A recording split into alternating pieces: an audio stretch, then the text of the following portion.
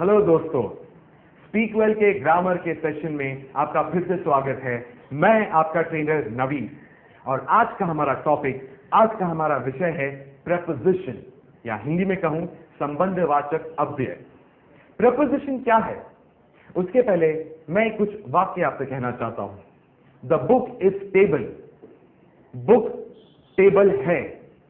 इन वाक्यों का कोई अर्थ नहीं है, लेकिन अगर मैं ये कहूं the book is on the table, book table के ऊपर है, तब ये वाक्य में अर्थ होता है। और यहां पे दो नाम हैं, बुक और टेबल, और उनके बीच जो संबंध दर्शाता है वो शब्द है on. The book is on the table, और ऑन यहां पे है आपका प्रेपोजिशन। तो प्रेपोजिशन वो शब्द है जो एक ही वाक्य में एक नाम या सर्वनाम, नाउन या प्रोनाउन, उसका रिश्ता, उसका संबंध एक ही वाक्य में दूसरे नाउन या एडजेक्टिव या वर्ब से दर्शाता है।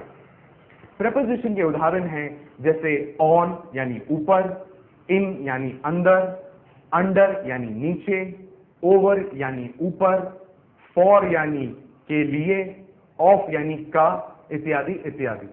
आइए हम कुछ और वाक्य बनाते हैं। जैसे पहले हमने वाक्य बनाया the book is on the table, the cat is under the chair. इस वाक्य में दो नाउन है, कैट और चेयर, और इन दो नाउन का संबंध बताने वाला शब्द है अंडर, यानी बिल्ली कुर्सी के नीचे है। तो अंडर यहां पे आपका हो गया प्रेपोजिशन।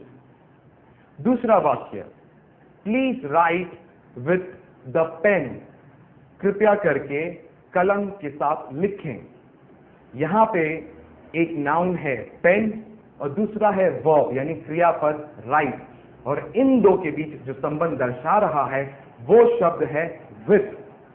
चलिए आइए प्रेपोजिशन को और अच्छी तरह से समझने के लिए हम ये दृश्य देखते हैं।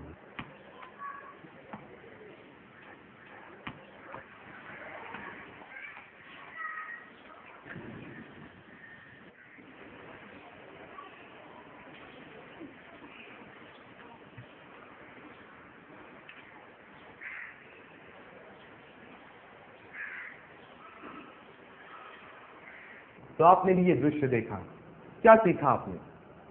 इस दृश्य में एक लड़का बॉल के साथ खेल रहा है। A boy is playing with the ball. लड़का बॉल को दीवार पर फेंक रहा है। Boy is throwing the ball on the wall. Ball लड़के के हाथ से फिसल जाती है। Ball slips out of the boy's hand. और बॉल लुढ़कते हुए कार के नीचे जाती है और वहां रुक जाती है। The ball rolls under the car and stops. लड़का बॉल को उठाता है। Boy picks up the ball और उसे अपने जेब में रख लेता है and puts it in his pocket. यहां पे हमने प्रेपोजिशन का इस्तेमाल किया। कौन सा preposition? with, on, under, up और in। तो ये थे प्रेपोजिशन। तो दोस्तों इसी के साथ प्रेपोजिशन का टॉपिक यहीं समाप्त होता है। तो मिलते हैं अगले ग्रामर के सेशन में।